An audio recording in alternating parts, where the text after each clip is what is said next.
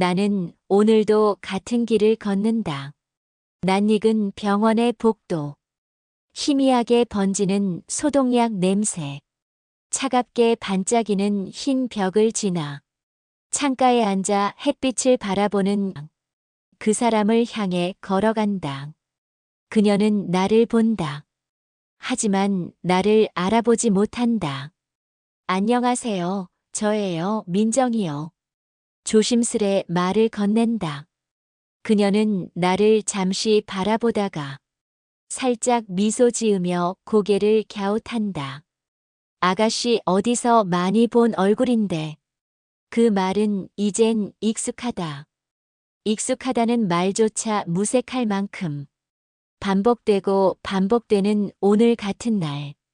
나는 그저 웃는다. 그녀가 몰라봐도 나는 매일 그녀를 기억하니까.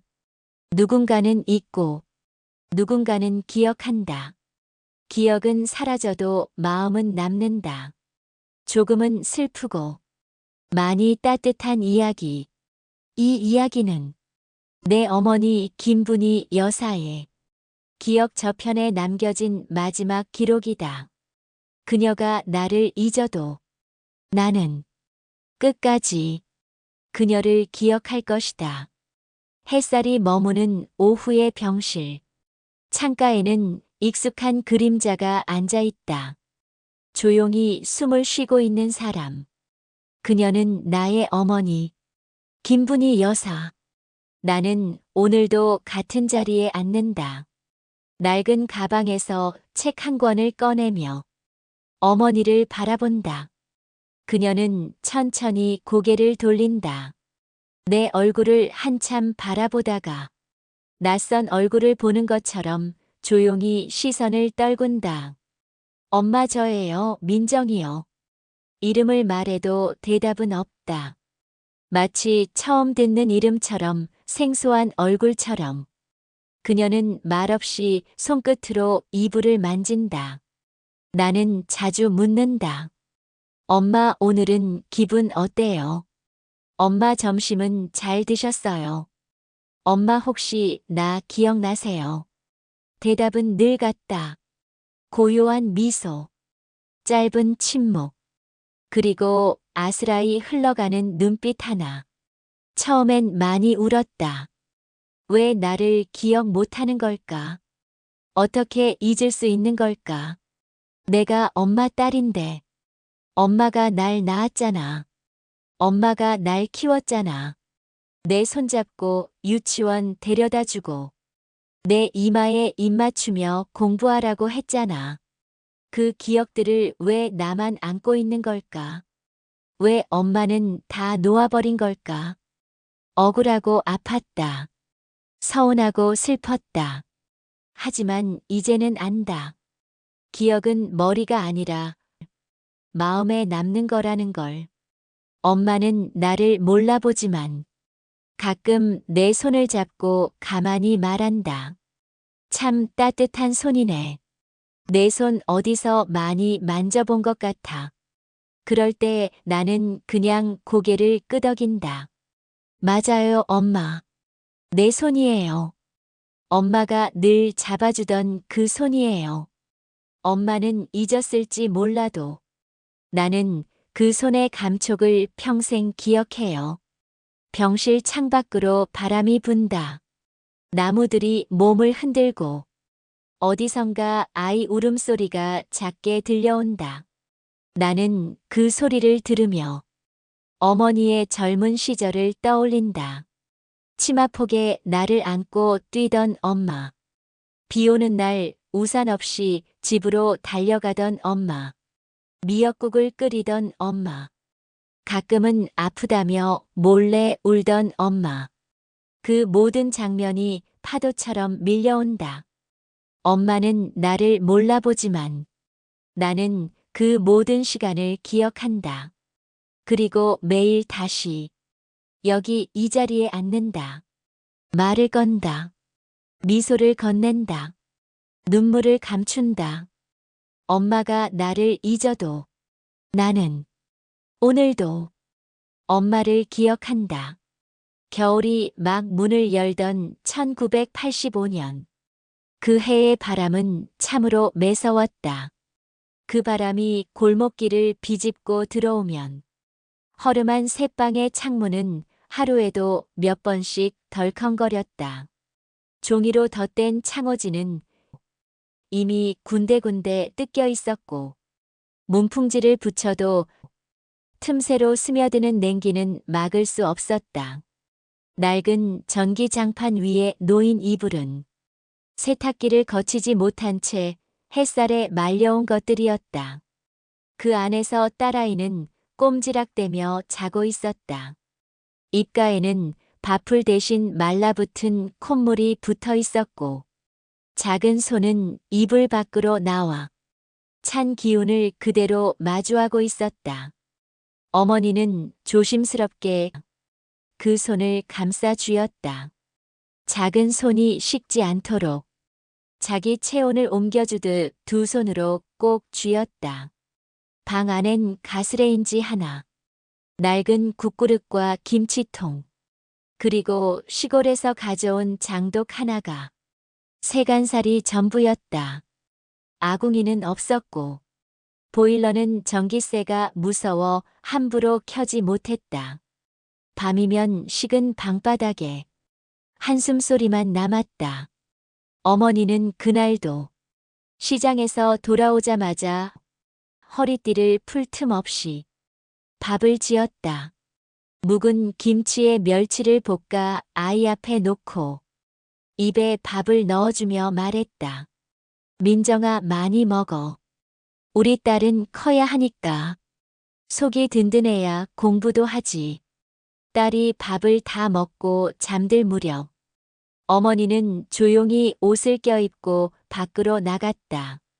재활용 더미에서 쓸만한 박스를 주워 모으고 상가 뒷골목을 지나며 떨어진 동전이 없는지 땅을 훑쳤다. 얼굴이 얼고 손끝이 터졌지만 그 손으로 다음 주 급식비를 생각했다. 참깨가루 하나 사줄 돈이 없었고 고무줄이 늘어진 아이 속옷을 새로 살 엄두도 나지 않았다. 밤이 깊어 단칸방으로 돌아온 어머니는 딸아이 곁에 조용히 앉았다. 불도 켜지 않은 어두운 방 안. 딸은 깊은 숨을 내쉬며 꿈속에 있었다. 어머니는 고요히 이불을 들어 올렸다. 딸의 배를 덮어주고 뒤돌아서 이불을 뒤집어 썼다. 그리고 그 안에서 작게 흐느꼈다. 소리를 내지 않기 위해 입을 막고 울었다. 그래야 딸이 깨지 않으니까. 그래야 내일도 웃는 얼굴을 보여줄 수 있으니까. 그 눈물은 무언가를 원망하는 눈물이 아니었다. 살아내기 위해 삼키는 눈물. 사랑을 참아내는 눈물. 그 눈물의 온도는 방바닥보다 따뜻했고 그 방 안에서 유일하게 살아 숨 쉬는 것이었다. 그렇게 김분희 여사는 자신의 하루를 눌러 눈물 한 방울로 밤을 덮었다. 딸은 몰랐다. 엄마의 손등에 새겨진 균열이 가난이 만든 상처였다는 것을, 엄마가 방 안에서 얼마나 자주 울었는지를 결코 알지 못했다. 그러나 엄마는 그 모든 것을 다 견디며 이렇게 말했다. 괜찮다. 나는 괜찮다. 내 새끼만 아프지 않으면 된다. 요양병원 침대 머리맡에 작은 노트 한 권이 놓여 있었다. 표지가 바래고 모서리는 닳아 손때가 깊이 베어 있는 노트. 나는 그 노트를 조심스레 펼쳤다. 무심코 들춰본 페이지에서 나는 숨이 멎는 듯한 문장을 마주했다. 민정이는 어릴 때부터 혼자서도 잘 자랐다. 나는 늘 바빴고 늘 지쳐 있었지만 내 딸은 한 번도 투정하지 않았다. 민정이에게 생일 선물을 사주지 못했던 날, 나는 밤새 울었다. 자고 있는 민정이 손을 잡고 미안하다, 미안하다. 마음속으로 수천 번을 말했다. 나는 노트를 덮지 못했다. 내 손은 이미 떨리고 있었고 눈앞이 흐려 글자가 잘 보이지 않았다. 다음 장에는 이런 글이 적혀 있었다. 민정이 고등학교 입학식 날 시장 물건을 정리하다 못 갔다. 교복 입은 딸아이 사진만 들여다보며 혼자 국밥을 먹었다. 내 딸 예뻤다. 참 예뻤다. 말로 다 못하게 예뻤다. 나는 더는 버틸 수 없었다. 그 자리에 주저앉았다. 노트를 꼭 끌어안고 목 끝까지 치밀어 오르는 울음을 억지로 삼켜보려 했지만 소용없었다. 민정아, 내 새끼야. 이름 세 글자가 적힌 문장을 보았을 때 나는 어린 시절로 돌아가 엄마 품에 안긴 작은 아이가 되어 있었다. 노트는 계속해서 말을 건넸다. 민정이가 대학에 합격하던 날, 나는 울었다. 그 애는 웃었는데, 나는 울었다. 아무것도 해준 게 없는데, 참 멋지게 커져서 고맙고 또 미안했다. 나는 한 장 한 장 넘길 때마다 엄마의 손길을 느꼈다. 그 손은 언제나 내 등을 토닥였고 내 체온보다 따뜻했다. 누구에게도 꺼내 보이지 않았을 그 노트. 어쩌면 이 노트 하나에 엄마의 인생이 다 들어 있었을지도 모른다. 참아온 말, 미뤄둔 말, 사랑한다는 말, 미안하다는 말, 그리고 아무 말 없이 바라만 본 모든 순간들. 엄마는 말이 없었다. 기억은 흐릿했고, 날 잊었고, 눈도 잘 맞추지 못했다. 그런데 이 노트는 그녀가 나를 얼마나 오래, 얼마나 깊이, 얼마나 조용히 사랑해 왔는지를 한 글자 한 글자 말해주고 있었다. 나는 엄마가 쓴 그 마지막 문장을 지금도 기억한다. 민정이만은 나처럼 살지 않았으면, 내 딸은 꼭 웃으면서 늙었으면, 민정이는 나보다 훨씬 나은 사람이 되었으면 한다. 그 문장을 읽는 순간 나는 엉엉 울었다. 아이처럼 엉엉 온몸을 구겨가며 소리내어 울었다. 그동안 참았던 모든 것이, 엄마가 차마 말하지 못한 사랑이 그 노트 한 권에 다 들어있었기 때문이다. 이제는 엄마가 나를 몰라봐도 괜찮다. 이제는 엄마가 내 이름을 잊어도 괜찮다. 나는 기억하니까. 나는 사랑하니까. 나는 끝까지 당신의 딸이니까. 그날은 유난히 하늘이 맑았다. 가을빛이 병실 창문을 가득 채우고 희미한 먼지가 공중에 둥둥 떠다니는 그런 날이었다. 나는 여느 때처럼 어머니 곁에 앉아 책을 읽고 있었다. 습관처럼, 익숙하게, 그저 그랬다. 기대는 없었다. 기억이라는 건 이미 엄마 곁을 떠난 지 오래였으니까. 그런데 그날은 무언가 달랐다. 책장을 넘기던 내 손이 멈췄다.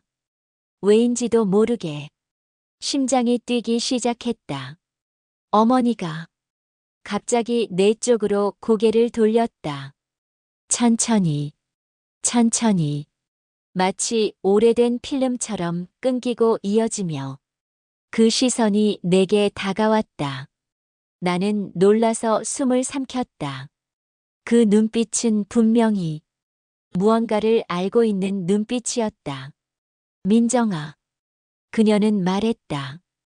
아주 작고 깨질 듯한 목소리로. 하지만 분명히, 선명하게. 민정아, 오늘 생일이지. 미역국 끓여줘야 했는데. 나는 그 자리에 얼어붙었다. 시간이 멈춘 줄 알았다. 숨소리도, 바람 소리도, 기계 소리도 모두 사라진 듯한 순간이었다. 엄마, 기억나요? 나 알아요. 나는 입술을 떨며 물었다. 엄마는 나를 오래 바라보았다. 그 눈 속엔 맑은 물이 고여 있었다. 깊은 어딘가에서 다시 떠오른 기억이 겨우겨우 피워낸 눈물. 기억은 잘 모르겠는데 마음이 안다. 내 딸, 고맙다. 내 딸, 미안하다. 나는 그 말에 무너졌다. 병실 바닥에 주저앉아 머리를 무릎에 묻고 마구 울었다. 그건 기적이었다. 잃어버린 세월 사이에 엄마가 나를 찾아온 잠깐의 기적. 하늘이 단 한 번 기억의 창을 열어준 순간. 그리고 그 기억 속에서 나는 엄마의 딸로 다시 태어났다. 엄마는 그날 이후로 다시 나를 알아보지 못했다. 이름을 불러도, 손을 잡아도, 눈을 맞춰도 그날의 기적은 다시 오지 않았다. 하지만 나는 그 하루를 안고 살아간다. 살면서 단 하루, 엄마가 나를 불러준 그날, 내 생일에 미역국을 끓여주지 못했다고, 미안하다고 말해준 그날. 기억은 다시 사라졌지만 마음은 여전히 내 곁에 있었다. 엄마는 이제 말이 없고 움직임도 적고 잠들어 있는 시간이 더 많지만 나는 매일 찾아간다. 예전처럼 노트를 읽어드리고 엄마의 손을 잡고 이야기를 건넨다. 오늘은 이런 일이 있었어요. 엄마, 저 요즘 자주 웃어요. 요리도 배웠고 햇살도 잘 받는 집으로 이사했어요. 엄마가 좋아할 만한 그릇도 샀어요. 그러면 엄마는 조용히 미소 짓는다. 아무 말도 하지 않아도 그 미소만으로 충분하다. 그 미소 안에 엄마가 있다. 내가 있다. 우리가 있다. 나는 가끔 혼잣말처럼 중얼거린다. 내 이름은 김분희의 딸입니다. 김분희 여사의 딸 민정입니다. 그 이름 안에 수많은 밤과 수많은 눈물과 그럼에도 웃으며 살아낸 시간들이 담겨 있다. 그래서 나는 엄마가 나를 잊어도 괜찮다. 이제는 정말 괜찮다. 왜냐면 나는 잊지 않을 거니까. 끝까지 당신을 기억할 테니까. 내 이름은 민정입니다. 당신이 나를 잊어도 나는 당신을 기억합니다.